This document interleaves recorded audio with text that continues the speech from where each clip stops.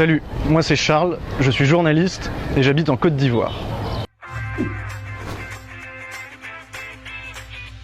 Il existe un bon indicateur de la santé d'une société, sa consommation de drogue. La misère favorisant l'usage déraisonné des psychotropes et vice-versa.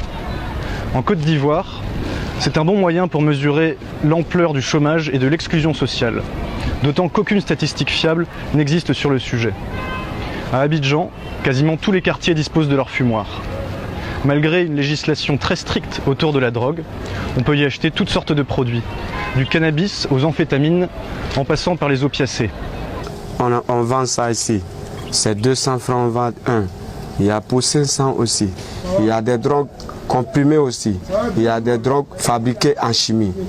Il y a d'autres qui fument le pao. Mes amis le prenaient, c'est une poudre. Maintenant, il y a le yor.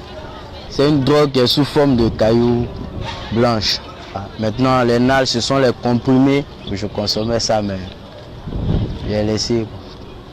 Parce que une fois, ça a failli rendre un de mes amis fou. Et jusqu'à actuellement, il est fou même, je crois.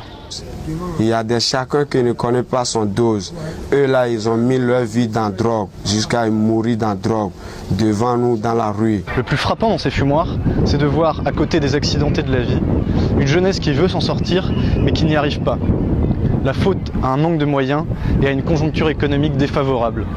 Apprentis chauffeurs qui ne gagnent pas assez pour se loger, mécaniciens ou soudeurs au chômage, artistes en mal de succès, ils se droguent pour s'évader, pour supporter leurs conditions de vie difficiles ou pour effectuer des travaux harassants.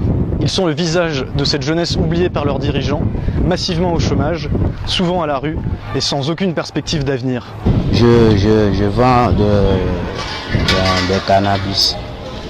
Bon, d'abord je le fais, si je le fais c'est parce qu'il n'y a pas de travail. Il s'occupait un peu de la famille, un peu tout. Donc il a voulu faire l'assidu. Dans l'assidu, au fait aussi, il n'a pas voulu payer tout. Donc au fait aussi, il est resté à rentrer dans le vagabond. Quand il s'est rentré, c'est là qu'il a connu le cannabis. Quand il pense à s'il travaille, il s'en jambe, il s'est inspiré. Mais il s'en laisse dans mon corps propre. Moi je suis un artiste, danseur. Si je filme ça, j'arrive à mon boulot. Là, je commence de travailler bien. Là, on vient dans la rue. C'est pas qu'on met nos vies dans la drogue. Non, on filme, mais on sait comment on filme.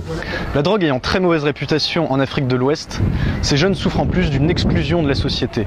Lorsque on apprend sur vous que vous fumez le cannabis, vous êtes détesté. Parce qu'on dit les fumeurs, ils sont des braqueurs, ils sont des tueurs. Le problème est loin d'être résolu, selon les habitués des fumoirs, qui voient chaque jour plus de jeunes les rejoindre. C'est un truc, au fait, ça ne peut pas cesser ici. On a des jeunes de 11 ans qui fument le Cali. Je connais un même qui a 14 ans. Voilà, lui, c'est les doses fortes qu'il aime. S'ils grandissent, ils deviennent demain des adultes. Vraiment, avec ce comportement-là, je ne pense pas que ça serait quelque chose de bien. Que l'État vienne en aide à ces jeunes-là. Merci, à bientôt et n'oubliez pas de suivre les haut-parleurs.